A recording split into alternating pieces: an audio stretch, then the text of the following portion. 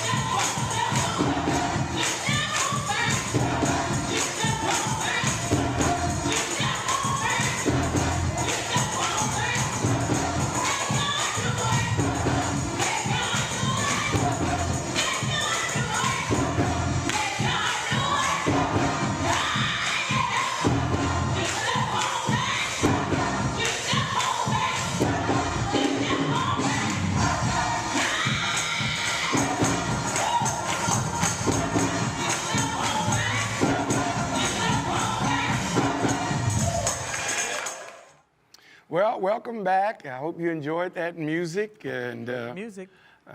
we are here to kind of discuss something. And I told you the article was out, but you know, we thought we'd put it into a little discussion today about this article that was done by this paper called The Reckoning.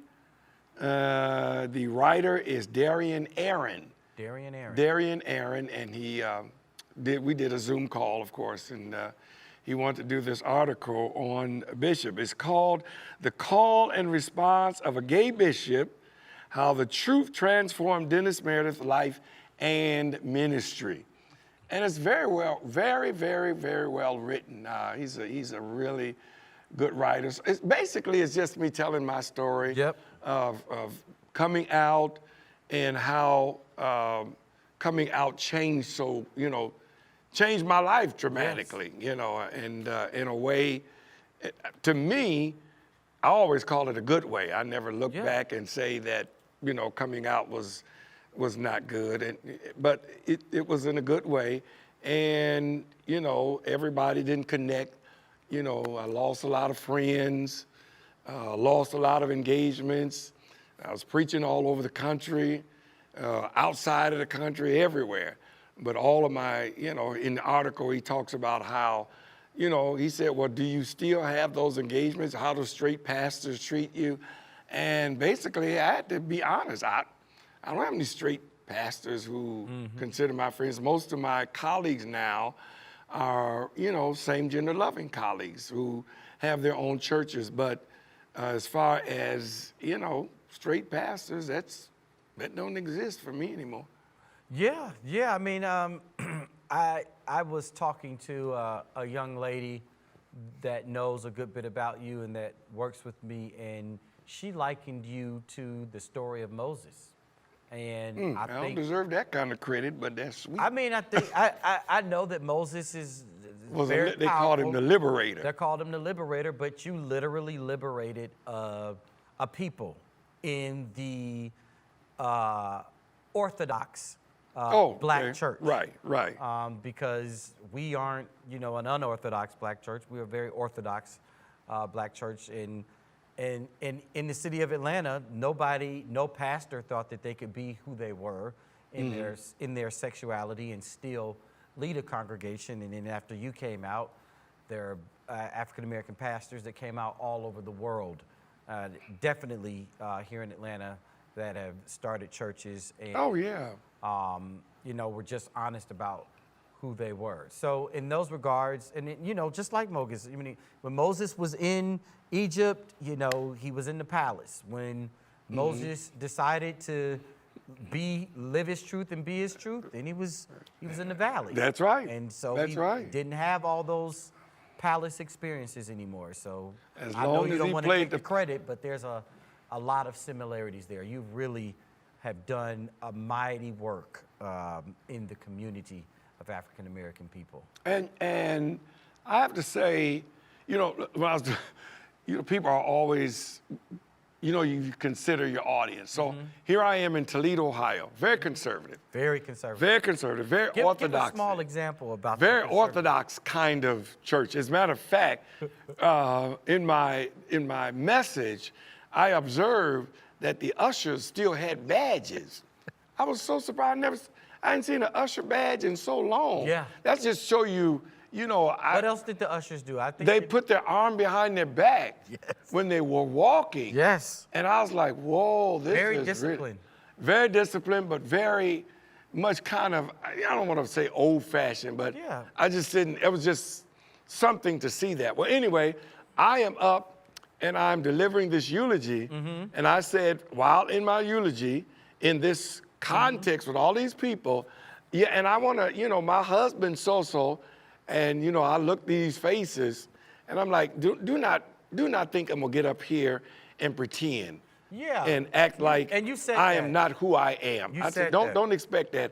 All you people that see me on Facebook, I've been out since 2007, so you know who I am, and I have every right to acknowledge my husband, like you all get up and acknowledge your wives, and I don't feel like I'm gonna allow, I don't care where I go, for somebody to put me in a box or for me to go back into this level of fear of not being like, I refuse to do it under no circumstances. Well, Gregory actually acknowledged LeVar. Oh my God, Gregory loved LeVar. And he was also in the program. So now I looked at those preachers too when you said what you said. Now I didn't really feel like I saw them do what we've seen other people do. Right. I really felt like those brothers was eating out the palm of your hand. I really felt like those brothers were enamored with your courage. I really felt like those brothers were enamored with your take on the text, because it's not too often that a preacher will get up and challenge the text and say, you know what? XYZ, XYZ. But that's taking it off subject. We're talking about... so this article is basically, it's a reflection of my book. I have my book out there. It's been out, came out. When did my book come out? A couple years ago. A couple years ago. And Suffering. The suffering, hiding equals suffering. It basically not being who you are is a very suffering path. Yes. And so it basically is a reflection of the in this article, along with how Tabernacle grew exponentially back in the day when we were the only open and affirming church that was out there. And, you know, hundreds of people were joining Tabernacle during that time because there was no other safe place to go and still be who you are as a gay person. Tabernacle opened our doors, and that's who we were. If you weren't afraid to go to a place where they would bash you and you thought that was okay. Right. You know, if you were used to that kind of behavior, which people still are today, it baffles me. It baffles me that even today, people will sit up in a church. Now, here's what I tell people all the time, because they'll come to me and say, you know, what do you think about this church? What do you think about that church? And I always say, if you think you're going to join that church, go ask the pastor, will he marry you openly? Because if he will marry you, he's okay with you being same-gender loving. He accepts you for who you are. But if he will not marry you because he's afraid of what the people say or he's afraid of what his backlash is going to be, he's not an affirming church. Affirming churches will openly and affirm you openly. They won't tell you to hide somewhere or be secret about who you are. Nope. And so Tabernacle was an open and affirming church, which started the catalyst for other open and affirming churches that we had not seen in this community, in this church. So he does this kind of article. I have to say, I do appreciate, you know, when people recognize the truth. Yeah. You know, there are a lot of churches who are affirming, but they won't admit that Dennis Meredith was the catalyst for them to come to terms with being authentic with who they are. Tabernacle opened the door for a lot of these churches, and for him to go back. Until proven otherwise, Tabernacle opened the door for all of these churches. Well. Until proven otherwise. But that's part of the unorthodox culture, the orthodox culture. Right. Not being able to give credit where credit is due. Well, that is true. Although there are quite a few people that will still acknowledge you as. There are those, but there are still those who to me, just give credit where credit is due. Don't act like you just all of a sudden jumped up. No, I came out, wasn't really trying to come out, but I came out, and you know I had to deal with it after I said it. You know, anyway, but still, the fact that this writer here does such a good job. Yes. With articulating that, to me, I very much appreciated the way he spun this and the way he wrote that. Matter of fact, one of my good friends, Marianne Adams, writes in there. She was like, "Well, who is this? Who is this writing this?" She put it under, you know, when you message people on their page, and she raised the question, who's writing this? This is excellent writing. But yeah, I do appreciate what he did with the article. Yes, it was a very good read, very good story. And obviously you can't get enough credit, in my mind, you can't get enough credit for your contribution to society and to liberation in society as a whole. So I thank you. And I'm sure a lot of others. Oh yeah, I know they thank you as well for you. Well, I thank God for I thank God for the journey. You know, it's the journey that, and like I said, I think a few weeks ago, I have tried to use my life in my sermons to help people. You know, Yes. I think the Bible itself is full of stories. It is. But you have a story. And your story, to me, can be as impactful as the story of Jesus. But I do think that we should tell our story.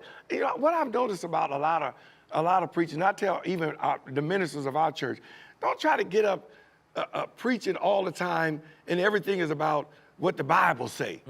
You are a Bible. You are a living epistle. You have a story to tell. And your story should be told in such a way that you help other people to transcend or to transform life's issues in a way to say, if that person did it, I can do it. Yeah, there's definitely, to your point, there's definitely an art to storytelling. That's true. Now, that is true. There's definitely an art to storytelling. And then additionally, in the Orthodox experience, a good preacher will set his biblical story up in such a way that you are able to put yourself in it. And then by the time they come to their close and they put themselves in it, at that point you have probably lost your ever-loving mind, or you in tears. Or you, yeah. If they know how to do it. If they know how to tell a story. And tell a story and do it right. The ones that are not vulnerable are the ones that just, keep beating down the text without context of real human experience. I think that if you're going to be an effective person and a leader, that's one of the things I appreciate about Joe Biden. He's been a vulnerable president. He's been open, he's been authentic, even about the death of his son, all of the stuff, the tragedies that he's experienced. He, to me, has been profound already in the fact that he is not afraid of vulnerability. I learned many years ago that vulnerability is a power, not a weakness. And so your stories can be so impactful until they're transforming to other folks, other individuals' lives. If Biden was anything less than vulnerable and transparent, things would be a lot more tumultuous as it pertains to human relations in the United States. Right. His vulnerability and transparency, to me, has helped calm things down. Because I believe that too. Decided to, tell stories, and that's a whole nother conversation. But one day we got to talk about politics and why politics is okay, why politics gets to not live by facts, exactly. Spin things. Yes. Maybe that'll be a conversation another day, but thank God for Joe Biden. You being like him and him being like you. That vulnerability is so, and I think at the end of the day, part of his ability to be elected came from his vulnerability. Yes, absolutely. Part of my ability to navigate this life has been because of being vulnerable. And so I remember while we were doing the article, Darian had said, "My goodness, Bishop, you're so open about your life." I'm like, "What do I have to hide? What is that? What? There's nothing to cover up. There's nothing to hide." And I think you take power from people when you tell your own story. That's true. When you let other folk tell your story, then they take your power. I tell my own story. That means I control the narrative and I control my own power. I don't let people take that from me. So he was so impressed that I was able to be open and authentic about my successes and my failures. Ain't nobody, I've not always been on the top. I made grave errors in my life, but I do think that that should be part of the narrative for my life, that I have had failures as well as successes. And I think the way he put it in the article, to me, I was quite pleased with that. Absolutely, absolutely. Well, as we move from hot topics, or this discussion rather, into our song, I will tell everyone this. Control the narrative of your story by being vulnerable and telling the truth. There is a movie called 8 Mile. I was recently in Detroit, and I was on 8 Mile in Detroit, and so this is why this is relevant. My dad knows why we were on 8 Mile. But we were on 8 Mile, and I remembered that movie. At the end of that movie, one of the stars in the movie was in a rap battle with another star of the movie. I believe that Eminem was the star, and he was rapping against another person in a rap battle. And what Eminem did to win the rap battle was he told his truth. And when he told his truth, when he told his story, when he was vulnerable, the person that he was battling lost because they didn't have anything else that they could come back. Wow, that's a good story. There is a power in telling the truth, and there is a power in being vulnerable. You take those that oppose you, you take their power away. Wow, that's good. That's a good story. Let me ask you this. I'm not a follower of rap music, I have to be it, because I don't understand it. A lot of times I don't know what they're saying. I don't know what they're saying either, but it does appear to me that those rappers who tell their story in their rap are the most prominent ones, who talk about their whatever they went through to get to where they are. It does appear to me that those are the most prominent and the most well-loved rappers because they tell the truth about their lives. Anyway, I thought that was pretty good. Absolutely. For you to say that about Eminem and the closing of that. Yeah. Likewise, use that for yourself. I promise you'll come back to me and tell me that it worked. Right, Bishop? I believe it. Here's a living. Yeah, tell your story. Tell your own story. All right. We've got a song for you. We hope that you enjoy this music. We will be right back at you after this is over.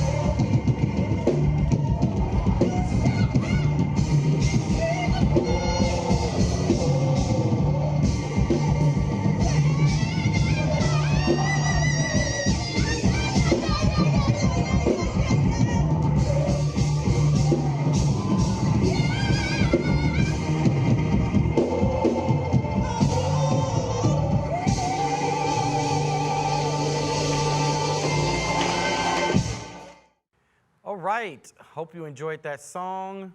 We try to bring you some very vibrant, very high quality music that you would enjoy. We know most of you love your music. We can see that on the back end. Me and my dad just shared a laugh. We see how the ticks go up when we play music, and sometimes the ticks go down if y'all don't like the hot topics, but that's neither here nor there. In any event, I am here to lift our offering. We tithe here at this church. If you don't tithe, we actually give $25, and we don't abuse you if you don't have anything to give.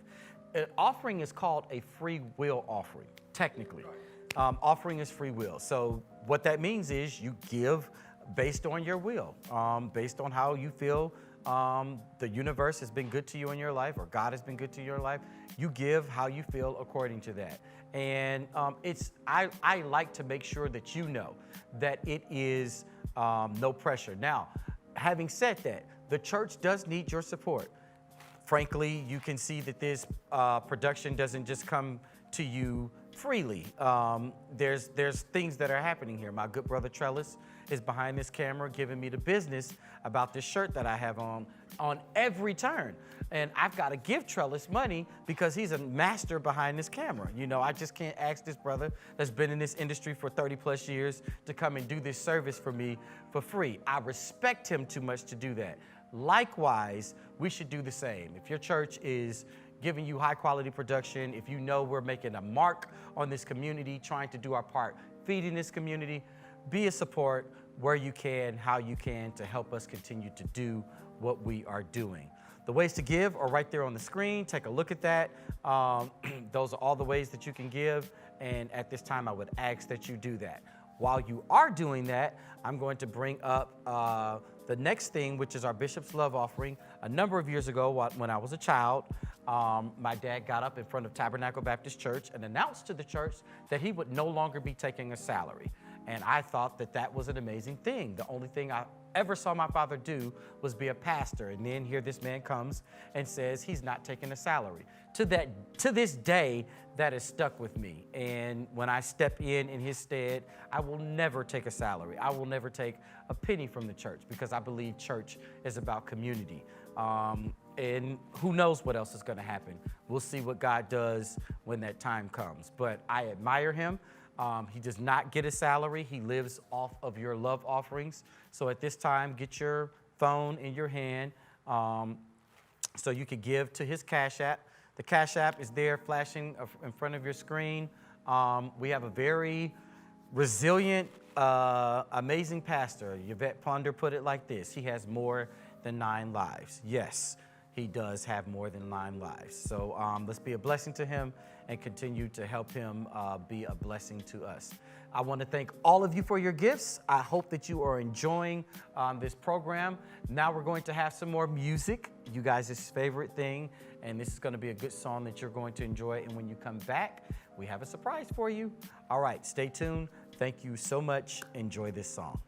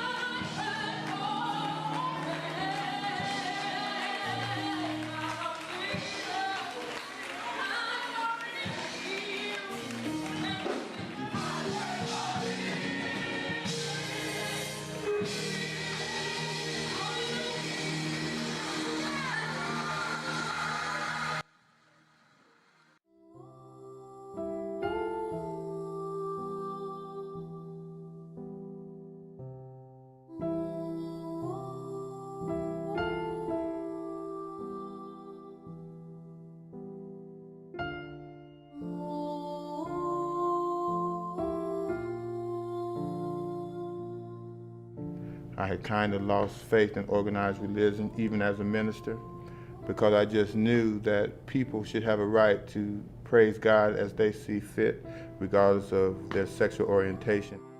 I don't believe that people outwardly try to exclude people. I believe when you're in a church setting, people always try to have the appearance that everyone is God's children. But I believe people get caught up in literal interpretations of the Bible. I was broken, and I was someone from the street, and I've done some wrong, and I needed to change my life, so.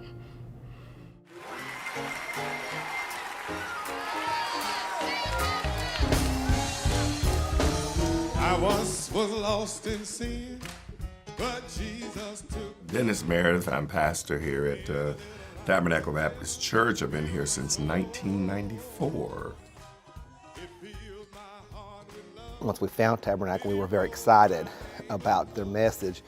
And as well, we have 3 adopted children, and we wanted to bring them in somewhere, where they would not hear a message that obviously that we didn't want them to hear, that we were bad, that loving, accepting, everybody is the same. I'm a spiritual person, but I had never belonged to a church. It was refreshing to find a church home that I was being accepted in and loved as myself.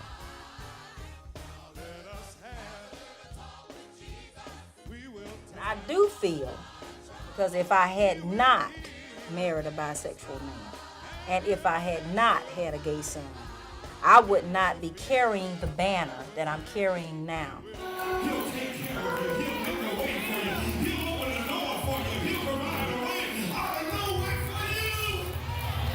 My first real cognizance of my sexuality, knowing that I probably was deviant, was when I was about 12, 13. My children did not know about my sexuality until after my middle son had come out.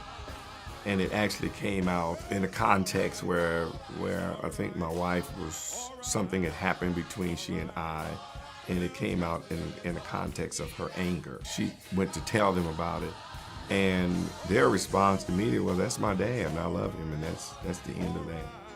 And it was never even approached again. If you say you're a member of Tabernacle, people's eyebrows raise, and they'll say, "That's the gay church." And it's like, no, there's not a sign outside that says this is the gay church. Because I don't think a lot of people understand what love and acceptance really means and what it's all about.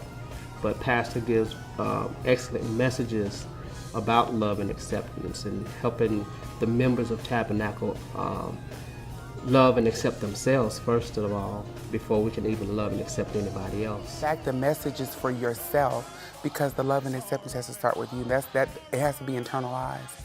That's what struck me the most. I think that God is doing a new thing in the world, and it's important that we catch up with God's doing. As it says in the scripture in Genesis, it talks about that God made everything good. So if we believe that He's the ultimate God, that He's all-knowing, that He's all-wise, then He doesn't make any mistakes. And people are who God created them to be.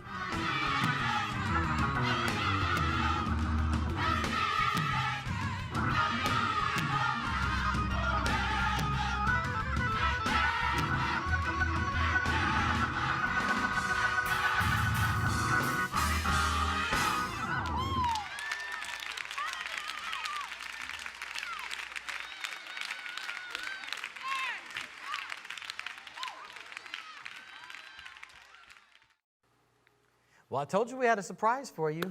I mean, wow, you are a big dude.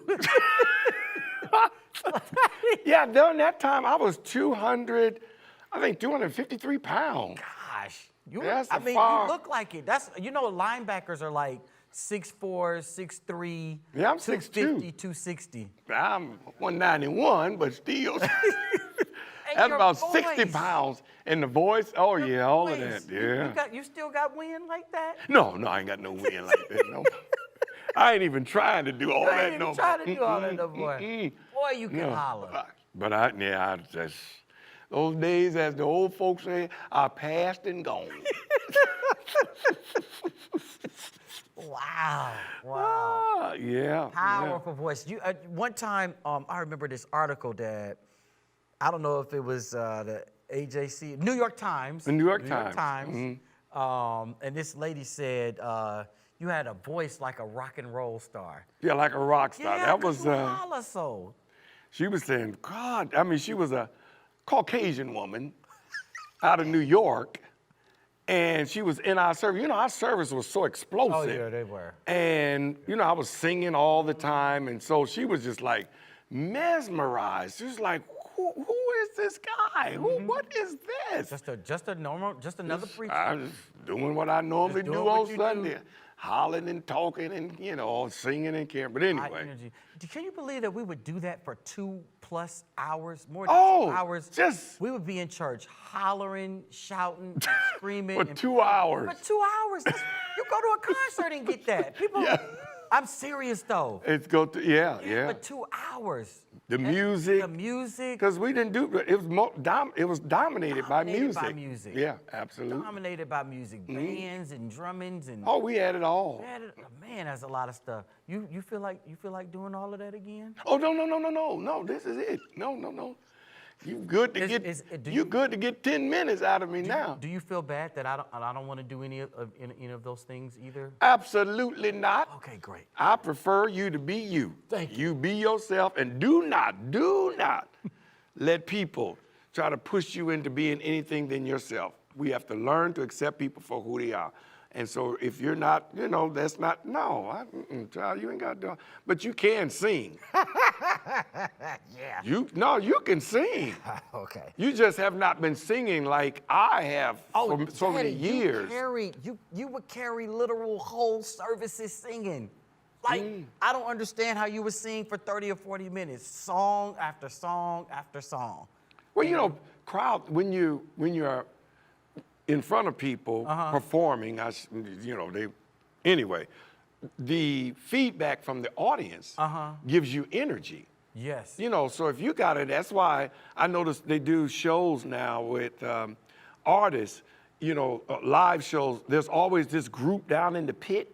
Oh, yeah. That's because they're feeding. They're feeding off that energy. Off that energy but it's so much energy in that. Yes. And it gives you energy, so. That's just a lot of energy in music. Well, yeah, absolutely. It's a lot of energy. You know, I just thought, I mean, I know that, but I just thought about but look at all of the band and singer and all of that Just look at how people judge music, like critique it, but nobody judges music. Like, right. You know how people are hard on other people or hard on these groups of people and stuff like that? Right. Music, nah. They're probably critics and critics. They're critiques, but it's not like music go to hell. Oh, no. Demonize church demonize and everything. And say, they don't do that to music. Like that is something that it doesn't happen to because it's a universal language. Like a real universal language. Right. That lady to New York to not have no Orthodox black church background. Right. And to come to Tabernacle and be like, well, damn. You know, and write about you in the New York Times and say you have a voice like a rock star, for her to equate it to that. Yeah, that was amazing to me. I was like, that's a universal language. Right. It's a universal language. Right. Yeah. We done talked so much about. We're supposed to be closing out. Oh yeah. But I don't know why that. Jesus keep me near the cross. There's. I don't know why that just dropped in my spirit. You want to sing some more? No. Okay. I thought it was going to turn into something. Oh, you thought it was. Anyway, this is a serious thing. We have to acknowledge our bereaved families, sick and shut in, our folks in need. We told you last week. Email us at admin@tbcatlanta.net so that we can hear from you, so that we can recognize you. A thought or a prayer for anyone goes a long way. My dad, in his time of need, said last week that I felt like I felt your prayers. And I think that is real. That's the power of wishful wishing folks well, wishing people well. And I would that all of you would do that. Take a look at all of the folks there that are on the screen. These are all the people of our community that are in need. Whisper a prayer on their behalf. Send a good thought up on their behalf. Bishop? Man, I'm about to stop. You a precious fountain. Anyway, that song gets me. Yeah, near the cross. That gets me. Such history to hymns and, you know, the depth of meaning inside of them. Well, I tell you, you don't take much from me anyway. No, I understand. But anyway, thank you all for watching. Thank you all for tuning in to our virtual service. And as always, you're always in our prayers. You're always being thought about and considered as we go on our knees on daily. You know, I'm a praying person, and I pray for my congregants on a daily basis. So thank you all for tuning in and watching, and continue to keep me in prayer. Yes. Continue to keep my family in prayer as we still deal with our grief and our grieving of our loss as well. So God bless you, and as always, you have a blessed life and a blessed week. Thank you. Yep, live your best life, be your best self, and do your best by others. We will see you next week. I just want to sing a good old song that'll get me in the spirit. Is that all right? Somebody know this song. It says, Jesus keep, come on, in there, the